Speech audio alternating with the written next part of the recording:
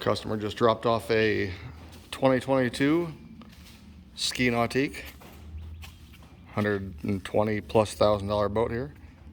Doesn't need a whole bunch because it's a newer boat, but it's gonna definitely needs a little bit of love, a good wash, wax, and protection. Great boat here. Love the colorway on this with the metal flake and the white. Very American looking. I don't know, just looks very clean and fresh. So we just got it in, very clean looking. We're just gonna make it look very crisp and show ready. One of these boats that the customer knows that it's new and wants it to be extremely presentable.